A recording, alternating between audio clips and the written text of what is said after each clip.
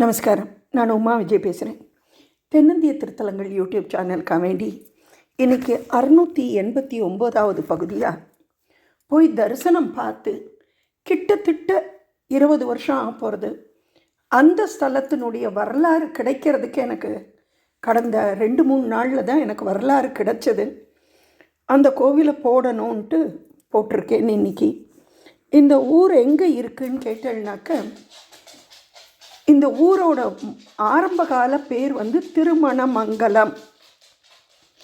அந்த திருமணமங்கலம் இன்னைக்கு மருவி திருவோணமங்கலம் அப்படின்னு ஆயிருக்கு.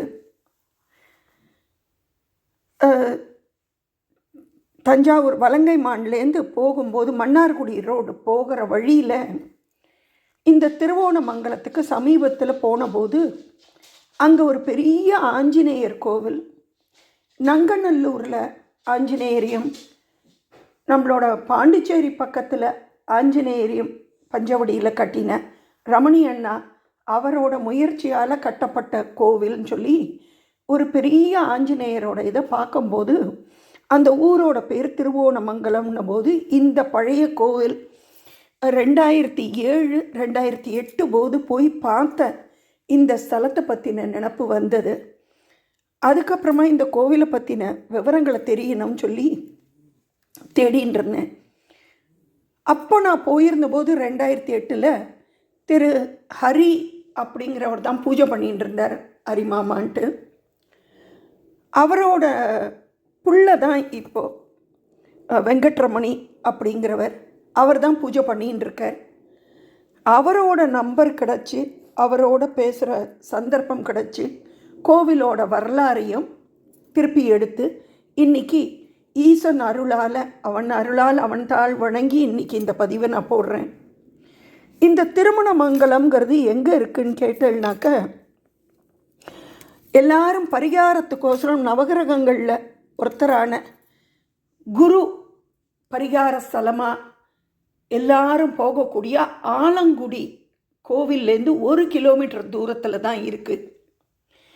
அதே மாதிரி இப்போ இந்த திருவோணமங்கலத்தில் இந்த பிரதான சாலையில் மன்னார்குடி போகிற வழியில் சாலையிலேயே இந்த பெரிய ஆஞ்சநேயர் கோவிலை கட்டியிருக்கா. உசரமான சஞ்சீவி ஆஞ்சநேயர் அவர்கிட்டையும் இப்போ பிரம்மாண்டமாக கட்டப்பட்ட இந்த கோவிலுக்கு வர்ற பக்தர்களும், இந்த ஆலங்குடியில் நவகிரகத்தில் ஒருத்தரான குரு பகவானை தரிசிக்க வர்ற பக்தர்களும் தவறாமல் இந்த கிராம சிவாலயத்தையும் தரிசனம் பார்க்கணும் அப்படின்னு என்னோட தாழ்மையான வேண்டுகோள். இங்கே இருக்கிற சுவாமி விசாலேஸ்வரர்னு பேர். இங்கே அம்பாள் கிடையாது.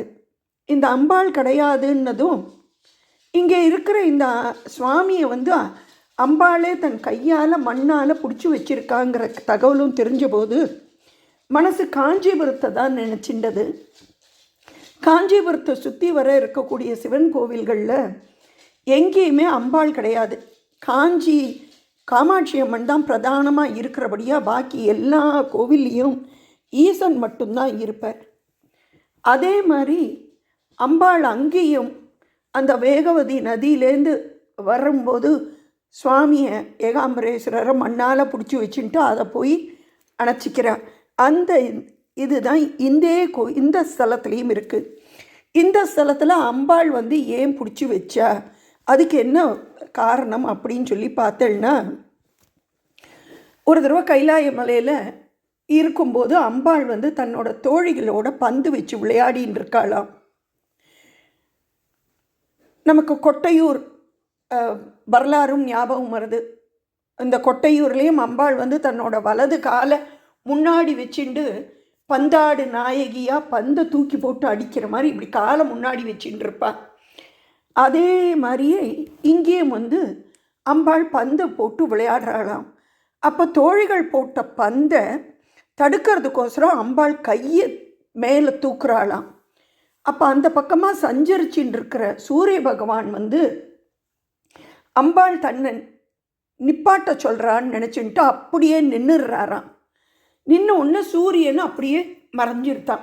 நின்றுட்டாருன்னொன்னே சிவனுக்கு என்னடா இது லோக சஞ்சாரத்தில் சூரியன் இல்லையேன்னு சொல்லிட்டு அவர் கேட்குறாராம். இந்த மாதிரி இல்லை, நான் இந்த மாதிரி பந்து விளையாடும் போது கையை தூக்கினேன், அதில் இப்படி ஆயிடுத்து அப்படின்னு சொல்கிறாளாம்.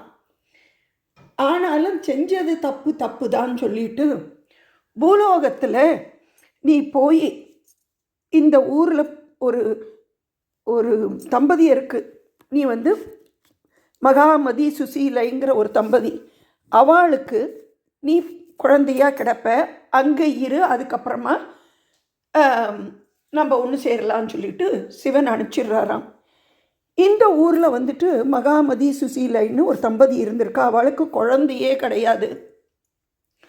அவள் ஈசனை நினச்சிட்டு வேண்டின்ட்டு சுவாமியை வேண்டின்னு இருக்கும்போது ஒரு நாளைக்கு அசரீரியாக சுவாமி சொல்கிறாராம், அங்கே இருக்கிற குளத்தில் தாமரை பூவில் ஒரு வலம்புரி சங்கு வரும், அந்த வலம்புரி சங்கை நீங்கள் கையில் தூக்கினா அது பெண் குழந்தையாக மாறிடும் அப்படின்னு சொன்னாலாம்.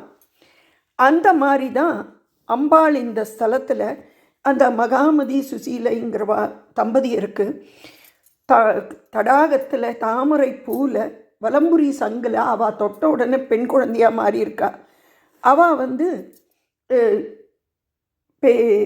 குழந்தைக்கு வந்து ஏறுவாள் குழலி அப்படின்னு சொல்லி பேர் வச்சு வளர்த்துட்டு இருந்திருக்கா. அந்த அம்பாள் கிடைச்ச குளம் கூட இந்த கோவிலுக்கு பக்கத்துலேயே வலது பக்கத்தில் இருந்தது.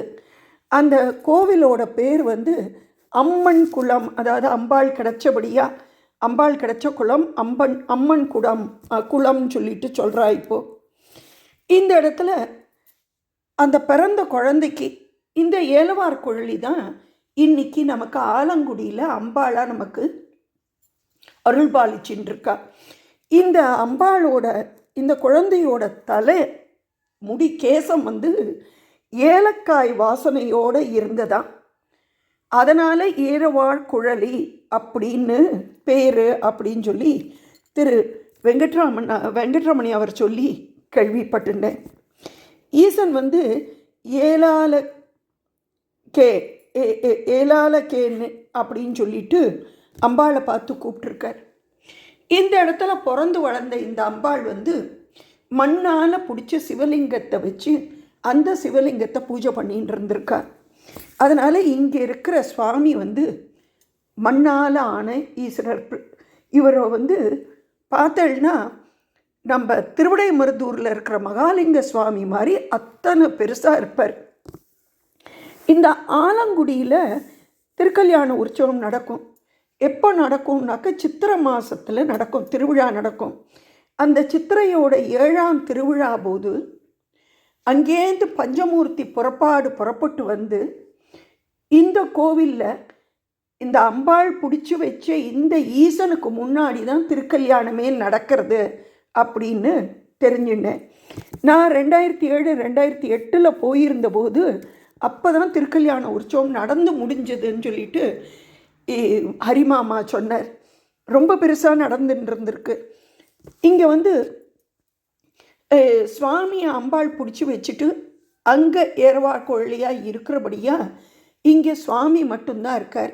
இந்த இடம் ரொம்ப விசாலமாக இருந்ததுனால இங்கே தங்கின சுவாமி பேர் விசாலேஸ்வரர் அப்படின்னு. அதை தவிர கௌரி பார்வதி தன்னோட கையால் பிடிச்சி வச்ச ஈசன்கிறபடியாக இவருக்கு கௌரிநாதர், கௌரீஸ்வரர், கௌரிபதி அப்படின்னு சொல்லி இன்னும் 3 பேர்களும் இருக்குது. ஆனால் எல்லாரும் அவரை கூப்பிட்றது வந்து விசாலேஸ்வரர் அப்படின்னு சொல்லி தான் கூப்பிட்றா. இந்த இடத்துல வந்து திருமண தடை நீங்கணும்னு நினைக்கிறவா இங்கே திங்கக்கிழமையில் வந்து சுவாமியை வேண்டிண்டு அர்ச்சனை பண்ணி பூஜை பண்ணிட்டு போனால் திருமண தடைகள் நீங்கிறது அப்படிங்கிறது இருக்குது. இந்த ஸ்தலத்தோட ஸ்தல விருட்சம் ஆதி காலத்தில் வில்வ மரமாக இருந்திருக்கு. இப்போது எல்லாமே இல்லாமல் போயிடுத்து. இனிமே தான் திருப்பி இந்த கோவிலை இப்போ பாலாலயம் பண்ணி எடுத்து வச்சுட்டார். இந்த சுவாமிக்கு இப்போ திருப்பி கோவில் கட்டிட்டு அதுக்கப்புறம்தான் வில்வம் ஸ்தல விருட்சம் எல்லாம் வைக்கணும் அப்படின்னு சொல்லிட்டு ஈசன் ஒண்டி கிழக்க பார்த்த மாதிரி இருக்கார். வெளியில் வந்து நந்தி பலிபீடம் இருக்கா. நாங்கள் போன போது வெறும் ஒரு கீத்து கொட்டை மாதிரி இருந்தது. இப்போ வந்து ஒரு சின்ன மண்டபத்துக்குள்ளே இருக்கார் சுவாமி. வெளியில் வெளி மண்டபத்தில் நந்தியும் பலிபீடமும், உள்ளுக்குள்ளே கர்ப்பகிரகத்துக்கு வெளியில் 2 பக்கமும் பிள்ளையார், முருகர், சண்டிகேஸ்வரர் இருக்கா. இந்த கோவில் பார்க்கும்போது எழுத்த மாதிரி மசானம் இருக்குது. சுவாமி கிழக்க பார்த்து இருக்கார், நேர் எழுத்த மாதிரி மசானம். அதை பார்க்கும்போது சுவாமி மலைக்கு தாண்டி வரும்போது ஆதனூர்னு ஒரு ஊர் இருக்குது. அங்கே மேற்கு பார்த்த சிவாலயம். அந்த ஆதனூரில் இருக்கிற சிவனும் ருத்ரபூமியான மசானத்தை பார்த்துட்டு இருப்பார். அதே மாதிரி திருவாரூர் மாவட்டத்தில் வேலுக்குடி அப்படிங்கிற இடத்துல ருத்ரகோடீஸ்வரர் அப்படின்னு சொல்லி அவரும் ருத்ரபூமியை பார்த்துன மாதிரி இருப்பார். இதை பற்றி சொல்லும்போது வெங்கட்ரமணி அவர் சொன்னார், சிவசகஸ்ர நாமத்தில் மசான வாசினே நமகன்ட்டு வருதே மாமி, அந்த மாதிரி மசானத்தில் பார்த்துட்டு தான் அவர் இருக்கார். இந்த எழுத்த மாதிரி இருக்கிற மயான ருத்ரன் கிழக்க பார்த்து இருக்கிறதுனால சுவாமிக்கு மயான ருத்ரன்னும், இந்த எழுத்த மாதிரி இருக்கிற இடம் அத்தியானபுரம் மசான பூமி அப்படின்னு ஆதி காலத்தில் அழைக்கப்பட்டிருக்கு அப்படிங்கிற தகவலையும் எனக்கு கொடுத்தார். இந்த குளம் அம்மன் குளம் சொல்லிட்டேன் நான்.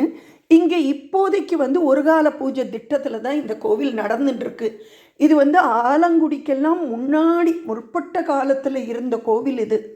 அதுக்கப்புறம் தான் ஆலங்குடியே வந்திருக்கு. இன்னும் சொல்லப்போனால் 4 யுகமாக இந்த கோவில் இருந்திருக்கு அப்படின்னும் தெரிஞ்சிட்டேன். இங்கே மசானத்துக்கு எழுத்த மாதிரி சுவாமி இருக்கிறதுனால இந்த ஸ்தலம் காசிக்கு நிகரான ஸ்தலம் அப்படின்னும் சொல்லப்படுறது. இந்த ஒரு கால பூஜையில் இருந்தாலும் மாதம் 2 பிரதோஷம் இந்த ஊரில் சிறப்பாக நடத்தின்னு இருக்கார் சுவாமி. அவருக்கு நடந்துட்டுருக்கு. இப்போ கல்யாணம் ஆகலைன்னா எல்லாருக்கும் நிறையா பேருக்கு தெரிஞ்ச இடம் திருமணஞ்சேரிக்கு போகணும், கல்யாணம் ஆகணும்னு சொல்லுவாள். அதே மாதிரி திருவேழிமிழலையில் சுவாமி மாப்பிள்ளை சுவாமியாக அம்பாளோட கையை பிடிச்சிட்டு இருக்கிற காட்சியெல்லாம் அப்படியே கண்ணிலேயே வருது எனக்கு.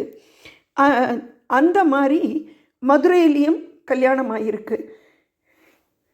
அந்த வரிசையில் இந்த திருமண மங்கலம் அப்படிங்கிற ஊரும் கல்யாணத்துக்கு உண்டான கோவில், பரிகார ஸ்தலம். அது ஆதி காலத்தில் ரொம்ப பெருசாக இருந்திருக்கணுமா இருக்கும். இன்றைக்கி எல்லாமே செதஞ்சு போய் சின்னதாக சுவாமி மட்டும் இருந்துட்டுருக்கார். யாருக்கெல்லாம் சந்தர்ப்பம் கிடைக்கிறதோ அவெல்லாம் காசிக்கு சமமானதும், காசியை பற்றியும் காஞ்சியை பற்றியும் மகாபெரிவா சொல்லும்போது 1 இன்ச்சு தான் குறைச்சல், 1 இன்ச் குறைச்சல்னு சொன்னார். காசி காஞ்சின்னு. அதே மாதிரி காசி மாதிரியே சுவாமி ருத்ர மயானத்தை பார்த்த மாதிரியும் ருத்ரபூமியை பார்த்த மாதிரியும் காஞ்சிபுரத்தில் இருந்த மாதிரியே அம்பாள் இங்கே மண்ணால் பிடிச்சி வச்சுருக்க இந்த கோவிலில் அம்பாள் தனியாக கிடையாது அப்படிங்கிறதும், காசியும் காஞ்சியும் சேர்த்து இருக்கிற இந்த திருமணமங்கலம் இன்றைக்கி எல்லாருக்கும் வாயில் வர்ற பேர் திருவோணமங்கலம்னு பேர் மருவி போயிடுத்து. நிறைய ஊர் மருவி போன மாதிரி மருவி போயிடுத்து. இந்த ஸ்தலத்துக்கு யாரெல்லாம் போக சந்தர்ப்பம் கிடைக்கிறதோ போய் பார்த்து திருமண பரிகாரங்கிறதுக்கோசரம் இல்லாட்டாலும் இங்கே முன்னாடி காலத்துலலாம் சித்திரை 7ஆம் திருநாள் போது அந்த ஆலங்குடியிலேருந்து பஞ்சமூர்த்தி புறப்பட்டு இந்த ஸ்தலத்தில் தான் சுவாமி அம்பாள் திருக்கல்யாணமே நடக்குமா. இப்போ பாலாலயம் பண்ணியிருக்கிறதுனால இல்லை, கூடிய சீக்கிரம் கோவில் நல்லபடியாக கட்டப்பட்டு கும்பாபிஷேகம் நடந்து இங்கே ஆதிகாலம் மாதிரி 12 கால பூஜை இல்லாட்டாலும் 3 கால பூஜை 4 கால பூஜை நல்லபடியாக நடந்து எல்லாரும் போய் பிரார்த்தனை பண்ணிட்டு வரணுங்கிறது தான் ஆசை.